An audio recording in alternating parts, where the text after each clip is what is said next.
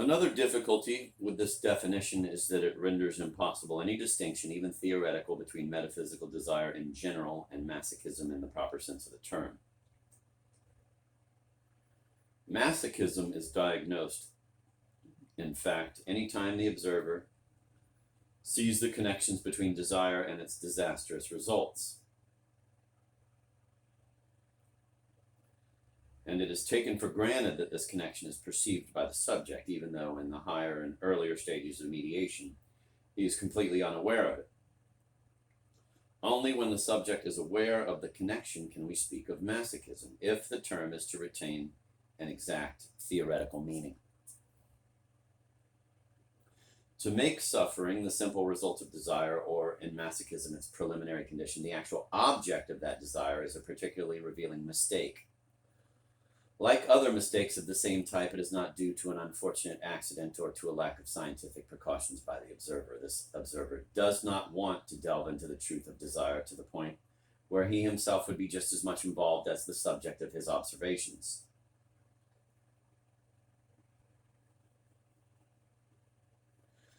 By restricting the deplorable consequences of metaphysical desire to an object which the masochist and he alone would desire, one makes an exceptional being of him, a monster whose sentiments have nothing in common with those of normal people, i.e. our own. The masochist is supposed to desire the opposite of what we desire. The contradiction which ought to be perceived as being desire itself at its most intense becomes an individual's idiosyncrasy.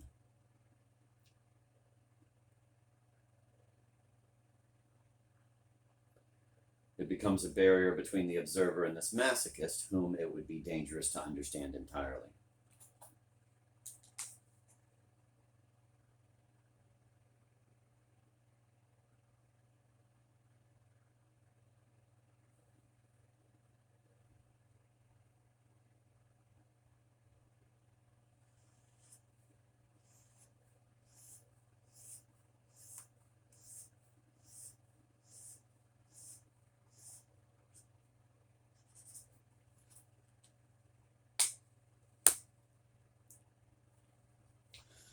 Let us note that contradictions, which in reality are the very basis of our psychic life, always appear as, quote, differences, end of quote, between others and ourselves. The connections established by internal mediation vitiate many would-be scientific observations. We dehumanize every desire whose harmful consequences we perceive in order not to recognize the image or caricature of our own desires.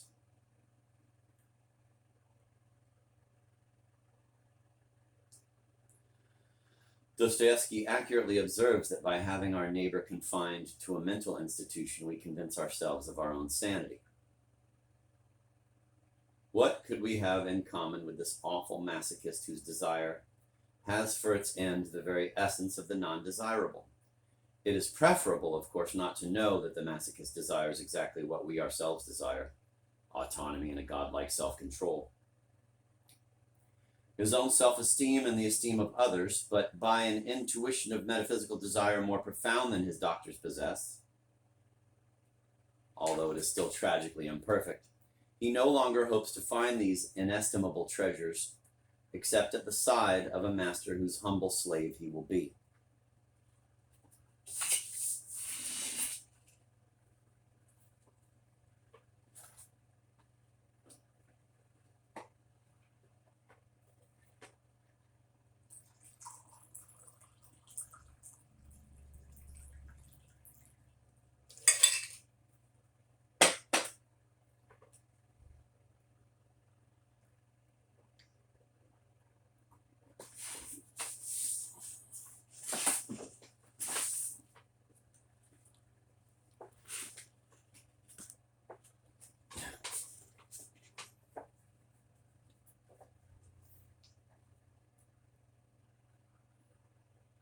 Closely related to the existential masochism we have just described is the purely sexual masochism and sadism, which play an important role in the works of Proust and Dostoevsky.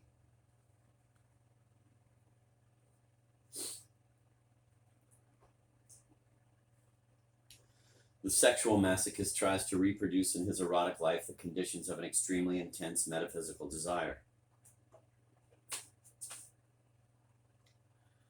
Ideally, his partner and mediator would be the same person. But this ideal cannot, by definition, be achieved, for if it were, it would cease to be desirable, the mediator having lost his divine powers. Thus, the masochist is reduced to imitating his impossible ideal. He wants to act with his sexual partner the role which he would play, or so he thinks, with his mediator. The brutalities demanded by the masochist are always associated in his mind with those to which a truly divine model would probably subject him.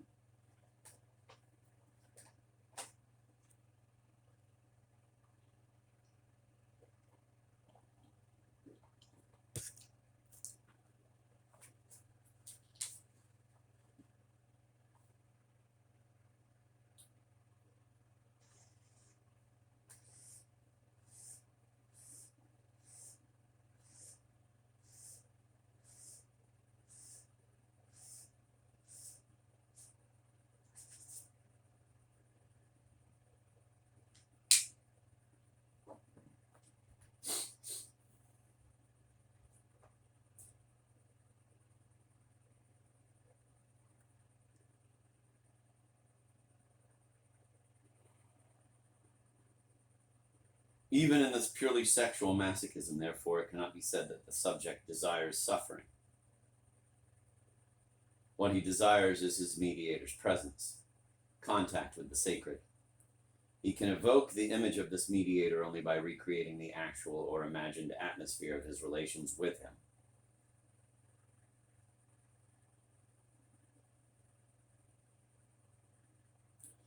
Suffering which does not remind him of the mediator is of no erotic value to the masochist. Sadism is the dialectical reverse of masochism. Tired of playing the part of the martyr, the desiring subject chooses to become the tormentor. The triangular conception of desire reveals the relationship of the two attitudes and their frequent alternation. Sexual activity mirrors the whole of existence. It is a stage upon which the masochist plays his own part and imitates his own desire. The sadist plays the role of the mediator himself. This change of roles should not surprise us. We know that all victims of metaphysical desire seek to appropriate their mediator's being by imitating him.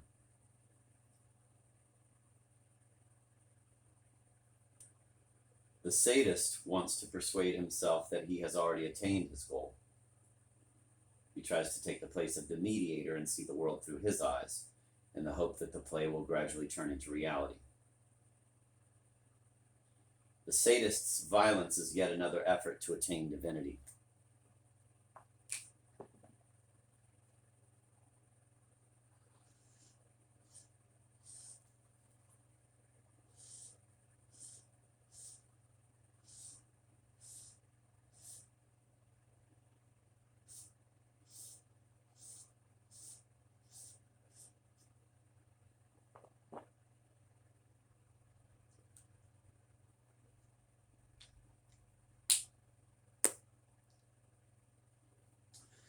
The sadist cannot achieve the illusion of being the mediator without transforming his victim into a replica of himself.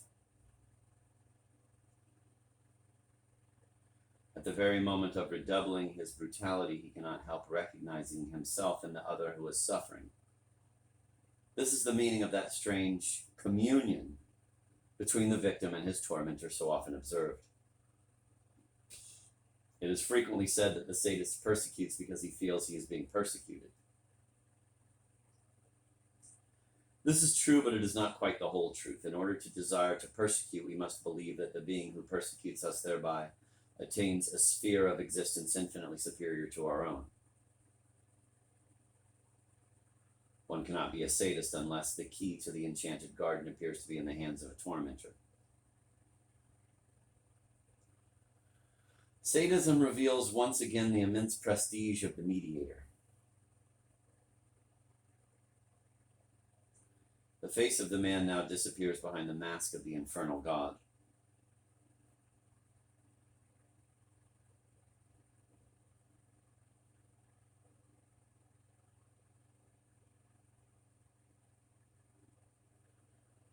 Deplorable as the madness of the sadist is, it has the same meaning as previous desires, and if the sadist resorts to desperate measures, it is because the hour of despair has struck.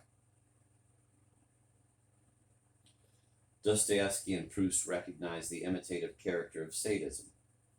After the banquet at which he has degraded and humiliated himself, where he thought he was tormented by petty persecutors, the underground man actually tortures the unfortunate prostitute who falls into his hands. He imitates what he thinks was the conduct of Zverkov's crew toward himself. He aspires to the divinity with which, in his anguish, he has clothed his petty fellow actors in the previous scenes. The sequence of episodes and notes from the underground is of some importance. First comes the banquet and then the scenes with the prostitute. The existential aspects of the masochistic sadistic structure precede its sexual aspects. Far from laying the emphasis on the latter, as do so many doctors and psychiatrists, the novelist stresses the basic individual projet.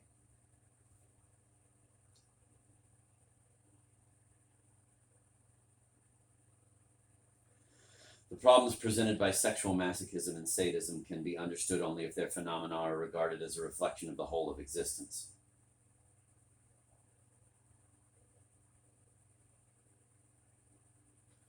Every reflection obviously comes after the thing it reflects.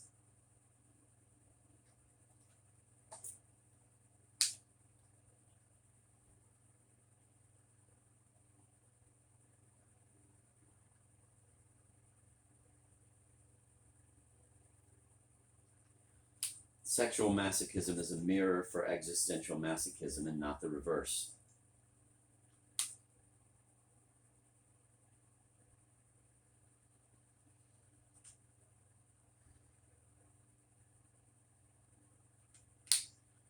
Once more, it must be said, current interpretations always reverse the true meaning and hierarchy of the phenomenon. In the same way that sadism is put before masochism, we speak of sadomasochism instead of masochism-sadism. The sexual elements are systematically given priority over the existential elements. This reversal is so constant that it can by itself serve to define the transition from the true order which is metaphysical to these, quote, psychologies, end of quote, and, quote, psychoanalyses, end of quote, which are often the very opposite of the truth.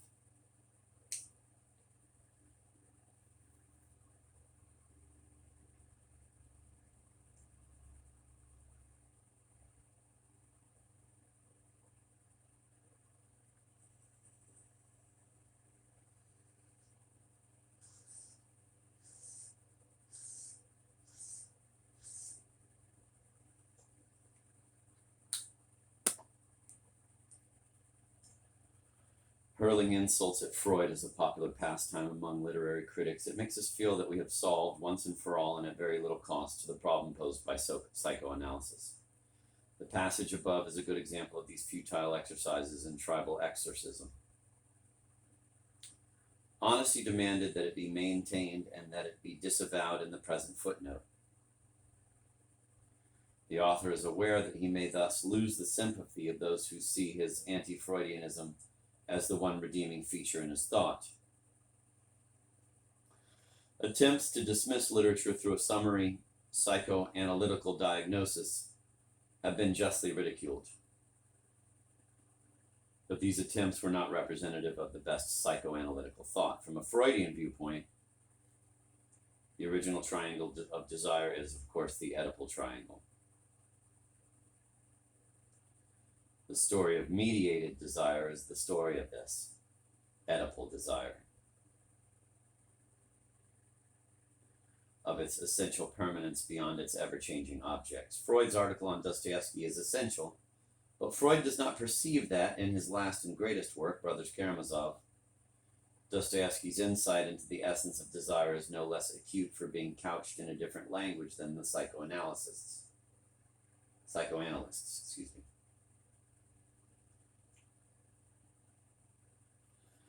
Psychoanalysis is exclusively regressive, whereas the novel is both regressive and progressive.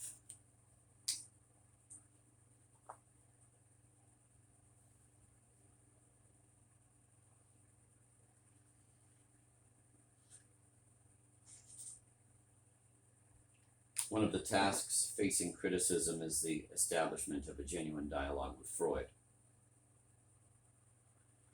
If the original triangle is that of Oedipus, so is perhaps the original Romanesque that the culprit he was looking for, so is perhaps the original Romanesque revelation. In the conclusion of Oedipus the King, the hero discovers that the culprit he was looking for is none but himself. So does the novelist when he says, Madame Bovary, c'est moi, Julian Sorel, c'est moi.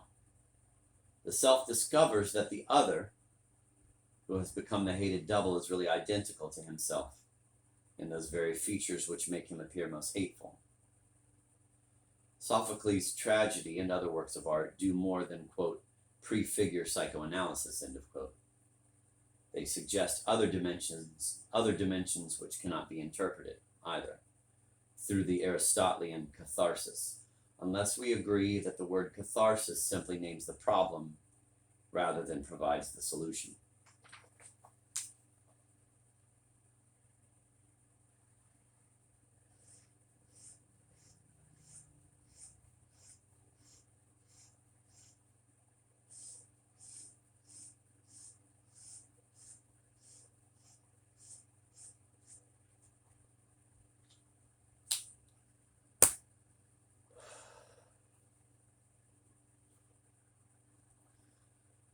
Sexual masochism and sadism are second-degree imitations.